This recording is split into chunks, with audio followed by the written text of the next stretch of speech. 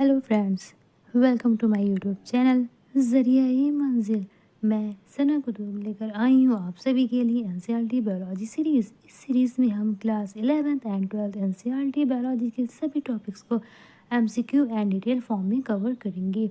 इससे पहले के लेक्चर में हमने क्लास 11th की chapter number 1 and 2 biological classification और द लिविंग वर्ल्ड को कवर किया था। आज के लेक्चर में चैप्टर नंबर 3 प्लांट किंगडम को कवर करेंगे। प्लांट किंगडम पादप जगत जो कि व्हिटेकर के 5 किंगडम क्लासिफिकेशन के अकॉर्डिंग 4th नंबर पे आता है। इस वीडियो को आप लास्ट तक देखिएगा और पसंद आने पे इसे लाइक शेयर एंड सब्सक्राइब कीजिएगा। प्लांट किंगडम पादप जगत सभी पौधों का अध्ययन हम जिस भी शाखा के अंदर करते हैं उसे वनस्पति विज्ञान कहते हैं। Botany study of plants and their characteristics सभी तरह के पौधों और उनके लक्षणों का अध्ययन। The members of plantae are multicellular autotrophic and chlorophyllous पादप जगत के जितने भी सदस्य होते हैं वो सभी बहुकोशिकीय, स्वपोषी और क्लोरोफिल युक्त होते हैं। The father of botany consider as Theophrastus को वनस्पति विज्ञान का जनक कहते हैं। प्लांट किंगडम का सबसे पहले डिटेल क्लासिफिकेशन E.W. आइकलर ने किया था। आइकलर ने प्लांट किंगडम को क्रिप्टोगैमी एंड फेनोरोगैम में क्लासिफाई किया था। क्रिप्टोगैम्स अपुष्पीय पौधे होते हैं और फेनोरोगैम्स पुष्पीय पादप होते हैं, flowering and non flowering. Cryptogams में थैलोफाइटा, ब्रायोफाइटा और टेरिडोफाइटा आते हैं। फेनोरोगैम्स में जिम्नोस्पर्म्स एंड एंजियोस्पर्म डिवीज़न आते हैं। थैलोफाइटा को फर्दर एल्गी और फंजाई में क्लासिफाई किया गया। फंजाई को इससे पहले की लेक्चर में कवर किया गया था। आज के लेक्चर में एल्गी को कवर करेंगी। प्लांट क्लासिफिकेशन सिस्टम पादप वर्गीकरण पद्धतियाँ। प्लांट क्लासिफिकेशन के लिए अलग अलग वैज्ञानिकों ने अलग अलग तरह की पद्धतियाँ विकसित की हैं, जिनमें आर्टिफिशियल, नेचुरल और फाइलोजेनेटिक मुख्य हैं। कृत्रिम वर्गीकरण, प्राकृतिक वर्गीकरण और जातिवृत्तीय वर्गीकरण प्रमुख हैं। Artificial classification system given by C Linnaeus Carolus Linnaeus. Carolus Linnaeus को ही टैक्सोनॉमी वर्गीकी का जनक कहते हैं। Artificial system based on the morphology और ऑन द एंडोशियम स्ट्रक्चर। जो कृत्रिम वर्गीकरण है वो पौधों की आकारिकी मीन्स उनके बाहरी संरचना, जड़, तना, पत्ती और भी बाहरी कैरेक्टर पे, और एंडोशियम स्ट्रक्चर मीन्स में पुमंग का संरचना कैसी है इस पर बेस्ड है। Natural system of classification was given by George Bentham and Joseph Dalton Hooker. जो प्राकृतिक वर्गीकरण है पद्धति वो बेंथम और हुकर ने दी थी। Natural classification based on the internal features like anatomy, embryology and phytochemistry. प्राकृतिक वर्गीकरण पद्धति मॉर्फोलॉजी के साथ साथ पौधों की आंतरिक संरचना जैसे उनकी एनाटॉमी, उनकी एम्ब्रियोलॉजी पर बेस्ड थी। फाइलोजेनेटिक क्लासिफिकेशन सिस्टम जातिवृत्तीय वर्गीकरण पद्धति इसे एंगलर एंड प्रेंटल नाम के साइंटिस्ट ने दिया था। ये evolutionary relationship between the various organisms पर बेस्ड होती है। मीन्स आनुवांशिक और जेनेटिक गुणों के साथ साथ विकासीय गुणों पर भी ये बेस्ड होती है।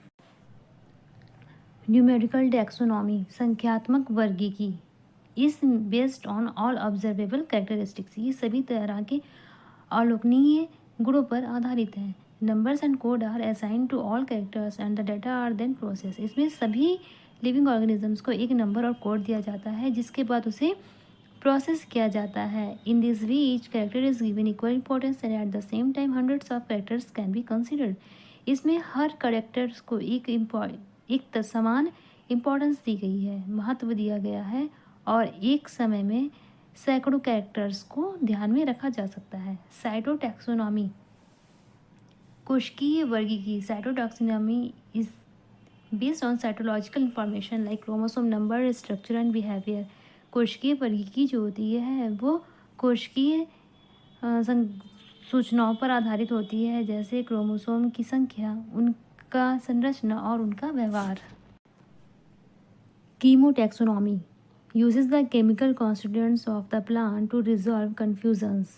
रसायन वर्गीकी रासायनिक तत्वों को यूज़ करती है किसी भी तरह के संदेह को दूर करने के लिए। एल्गी शैवाल सिंपल थैलाइड ऑटोट्रॉपिक क्लोरोफिल कंटेनिंग। शैवाल जो होती हैं वो सरल थैलस स्वपोषी और क्लोरोफिल युक्त होते हैं। शैवालों का जो क्लोरोप्लास्ट होता है उसमें ग्रेना एब्सेंट होते हैं। ये एक्वाटिक मीन्स ये जलीय होते हैं और दोनों तरह के जलों में पाए जाते हैं, स्वच्छ जल और समुद्री जल में। इसके साथ साथ ये और भी स्थानों पे पाए जाते हैं, जैसे नमी वाले पत्थर, मिट्टी और लकड़ियों पर। साथ ही साथ ये कुछ कवकों के साथ एसोसिएशन में होते हैं, जैसे कि एल्गी और फंजाई साथ में मिलकर लाइकेन बनाते हैं, और एनिमल जैसे कि स्लॉथ बियर पर ये होते हैं। एल्गी की माप और आकृति में विभिन्नताएं पाई जाती हैं, जैसे कि कॉलोनियल, वॉलवॉक्स एंड फिलामेंटस, तंतुयुक्त यूलोथ्रिक्स एंड स्पैरोगैरा। और कुछ शैवाल बहुत ही विशालकाय होते हैं, जैसे कि केल्प। रिप्रोडक्शन एल्गी में reproduction vegetative, asexual and sexual types का होता है, मीन्स कायिक, अलैंगिक और लैंगिक जनन। Vegetative reproduction takes place by the fragmentation. कायिक जनन विखंडन के द्वारा होता है। Each fragment develops into a thallus, और हर खंड एक कंप्लीट थैलस में विकसित हो जाता है। एसेक्सुअल रिप्रोडक्शन अलैंगिक जनन जूस्पोर्स के द्वारा होता है। जूस्पोर फ्लैजलेटेड मोटाइल चल होते हैं। सेक्सुअल रिप्रोडक्शन लैंगिक जनन bye fusion of two gametes, दो युग्मक के मिलने से होता है। ये आइसोगैमस, एनआइसोगैमस एंड ओगैमस टाइप के होते हैं, मीन्स ये समयुग्मकी या विषम युग्मकी प्रकार के होते हैं। शैवालों में आइसोगैमस टाइप का सेक्सुअल रिप्रोडक्शन सिमिलर साइज़ के गैमेट्स में होता है, मीन्स जो गैमेट्स होते हैं वो सेम साइज़ के होते हैं, और उनमें फ्लैजला भी पाया जाता है, जैसे कि यूलोथ्रिक्स में। और स्पैरोगाइरा में नॉन फ्लैजलेटेड गैमेट्स पाए जाते हैं, जो कि साइज़ में सेम होते हैं, बट उनमें फ्लैजला एब्सेंट होता है। एनाइसोगैमस टाइप के रिप्रोडक्शन में गैमेट्स डिसिमिलर साइज़ के होते हैं, असामान्य आकार के होते हैं, जैसे कि यूडोरिना में। ओगैमस टाइप का रिप्रोडक्शन में फ्यूज़न जो होता है वो मेल और फीमेल गैमेट्स के बीच में होता है। इनमें फीमेल लार्ज और नॉन मोटाइल होती है, जबकि मेल स्मॉलर और मोटाइल होते हैं, मीन्स फीमेल में फ्लैजला एब्सेंट होता है, जबकि मेल में फ्लैजला प्रेजेंट होता है। इसके जो एग्जांपल होते हैं वो हैं वॉलवॉक्स एंड फ्यूकस। शैवाल की जो लाइफ साइकिल होती है उनमें गैमेटोफाइट युग्मकोद्भिद फेज़ जो होती है वो इनकी लाइफ की डोमिनेंट फेज़ होती है, जबकि बीजाणुभिद मीन्स स्पोरोफाइट फेज़ जो होती है वो इनकी सेकेंडरी स्टेज या सेकेंडरी फेज़ होती है।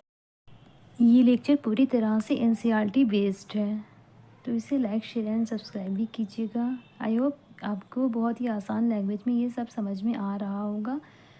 Division of algae and their main characteristics.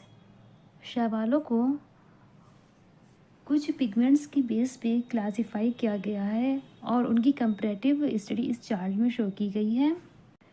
F.E. फ्रिश के अकॉर्डिंग एल्गी को 11th क्लास में क्लासिफाई किया गया है, बट अकॉर्डिंग टू NCERT सिर्फ 3 क्लास क्लोरोफैसी, फियोफैसी एंड रोडोफैसी को ही स्टडी करना है। तो इस चार्ट के थ्रू हम इनकी कंपैरेटिव स्टडी करेंगे, तुलनात्मक अध्ययन करेंगे। तो फर्स्ट क्लास है क्लोरोफैसी, सेकेंड है फियोफैसी एंड थर्ड है रोडोफैसी। क्लोरोफैसी एल्गी मीन्स ग्रीन एल्गी, इनका कॉमन नेम ग्रीन एल्गी होता है। इसमें हरे शैवाल आते हैं। इनका जो वासस्थान होता है, हैबिटेट होता है, वो फ्रेश वाटर, ब्रैकिश वाटर और साल्ट वाटर होता है, मीन्स ये स्वच्छ वाटर में पाए जाते हैं और लवली वाटर में भी पाए जाते हैं। इनमें जो मेजर पिगमेंट पाया जाता है जिसके बेस पे इसको ग्रीन एल्गी में रखा गया है वो होते हैं क्लोरोफिल ए एंड बी। इसका स्टोर फूड स्टार्च होता है। सेल वॉल जो होती है ग्रीन एल्गी की वो सेलुलोज से मिलकर बनी होती है। इनमें फ्लैजरल नंबर और उनकी पोजीशन जो होती है वो 2 से 8 फ्लैजला पाए जाते हैं और उनकी पोजीशन इक्वल होती है और ये एपिकल होते हैं, मीन्स ये एपेक्स पे पाए जाते हैं। इस फिगर ई का जो फर्स्ट है वो ग्रीन एल्गी में वॉलवॉक्स है, सेकेंड ग्रीन एल्गी क्लेडोमेनास है एंड थर्ड ग्रीन एल्गी कारा को शो किया गया है। नेक्स्ट है फियोफैसी ब्राउन एल्गी। फियोफैसी में जो मेजर पिगमेंट पाया जाता है वो क्लोरोफिल ए एंड सी होता है। इनमें बी एब्सेंट होता है और फ्यूकोजैंथिन पिगमेंट होता है। इनका स्टोर फूड होता है वो मैनिटोल और लैमिनेरिन होती है। Cell wall made up of cellulose and algin. Algin इसका एक बहुत ही मेन इंपॉर्टेंट पिगमेंट होता है और कई एग्जाम्स में पूछा भी जा चुका है। इनका जो फ्लैजला होते हैं वो 2 होते हैं, अनइक्वल होते हैं और लेटरल साइड पे पाए जाते हैं। इनका जो हैबिटेट होता है ये जो पाए जाते हैं फ्रेश वाटर में पाए जाते हैं, स्वच्छ वाटर में पाए जाते हैं, बहुत ही कम, और ब्रैकिश और साल्ट वाटर में पाए जाते हैं, मीन्स खारे और लवणीय जल में पाए जाते हैं। इस फिगर में जो है ब्राउन एल्गी को दिखाया गया है। बी का फर्स्ट जो है वो लैमिनेरिया है, सेकंड फ्यूकस है और थर्ड जो है वो डिक्टियोटा एल्गी को दिखाया गया है। लास्ट है रोडोफैसी रेड एल्गी। रेड एल्गी का जो मेजर पिगमेंट होता है वो होता है क्लोरोफिल ए एंड डी। इसमें फाइकोरिथ्रिन मेन पिगमेंट होता है। इनका जो स्टोर फूड होता है वो फ्लोरेडियन स्टार्च होता है। ये chart competitive point of view से बहुत ही इंपॉर्टेंट है। The cell wall of rhodophyceae made up of cellulose, pectin and polysulphate esters. Cellulose, pectin, polysulphate ester से इनकी सेल वॉल मिलकर बनी होती है। इनमें फ्लैजला एब्सेंट होता है जो कि इसका एक बहुत ही मेन फीचर है। इनका हैबिटेट जो होता है वो फ्रेश वाटर होता है, मीन्स कुछ जो होते हैं वो स्वच्छ जल में पाए जाते हैं और ब्रैकिश वाटर साल्ट वाटर में ज़्यादातर पाए जाते हैं, मीन्स खारे पानी में और लवड़ी वाटर में ज़्यादा पाए जाते हैं। इसके जो रेड एल्गी के जो एग्जांपल हैं वो फिगर नंबर सी में दिखाए गए हैं। फर्स्ट है पोरफायरा, सेकंड है पॉलीसाइफोनिया। अगार अगार रेड एल्गी से मिलता है। Importance of algae. शैवालों का महत्व। शैवाल जो होते हैं वो मानव के लिए बहुत ही इम्पोर्टेंट होते हैं और साथ ही इन्वायरमेंट को भी बहुत ही फ़ायदा पहुंचाते हैं। इनका फर्स्ट इम्पोर्टेंस है कार्बन डाइऑक्साइड फिक्सेशन, CO2 को स्थिर करने में। हमारी अर्थ पर जितना भी CO2 फिक्स होता है फोटोसिंथेसिस के दौरान उसका लगभग आधा भाग वो एल्गी फिक्स करते हैं। और एल्गी जो होते हैं वो फोटोसिंथेटिक ऑर्गेनिज्म होते हैं, तो इस वजह से ही अपने आसपास के इन्वायरमेंट में जो डिज़ॉल्व ऑक्सीजन होती है उसके लेवल को भी बढ़ा देते हैं। And algae are the primary producer of energy और इसलिए ये बहुत ही ज़्यादा इम्पॉर्टेंट होते हैं। नेक्स्ट इम्पॉर्टेंस है एज अ फूड। एल्गी को बहुत से तरीके से भोजन के रूप में यूज़ किया जाता है। बहुत सी स्पीसीज़ होती हैं शैवालों की, जैसे कि पोरफायरा, लैमिनेरिया, सारगासम, जो कि समुद्री शैवालों की 70 स्पीसीज़ में से एक होती हैं। इन्हें भोजन के रूप में यूज़ किया जाता है। पोरफायरा की परफेक्टा और अम्लिकस स्पीसीज़ को भोजन के रूप में यूज़ करते हैं और अल्वा को सलाद के रूप में यूज़ किया जाता है। रोडिमेनिया पामेटा को तंबाकू के तरीके से यूज़ किया जाता है। As space food. क्लोरेला एक यूनिसेलुलर एक कोशिकीय शैवाल होती है जिसमें प्रोटीन बहुत ही ज़्यादा पाया जाता है और इसलिए इस शैवाल को अंतरिक्ष यात्री अंतरिक्ष में अपने भोजन के लिए यूज़ करते हैं। और क्लोरेला की तरह स्पाइरुलिना शैवाल में भी बहुत ही ज़्यादा प्रोटीन पाया जाता है। क्लोरेला का यूज़ फोटोसिंथेसिस से रिलेटेड रिसर्च में भी किया जाता है। Commercial products. एल्गी से कुछ व्यावसायिक रूप से यूज़ होने वाले भी उत्पाद मिलते हैं, जैसे कि हाइड्रोकोलाइड्स एक वाटर होल्डिंग सब्सटेंस होता है जो कि ब्राउन एल्गी से मिलता है। इसमें एल्जिन मेन होता है और कैराजीन जो कि रेड एल्गी से मिलता है। इगर जिलेडियम और ग्रेसिलेरिया स्पीसीज से मिलता है। जो कि माइक्रोब्स को ग्रो कराने में यूज़ होता है और आइसक्रीम और जेली बनाने में यूज़ होता है। एसिटाबिलेरिया शैवाल का यूज़ हैमरलिंग ने न्यूक्लियस एंड साइटोप्लाज्मिक रिलेशनशिप बताने में किया था। सिफेल्यूरोस एक पैरासिटिक एल्गी है, परजीवी शैवाल है जो चाय की पत्तियों पर लाल कीट रोग फैलाता है।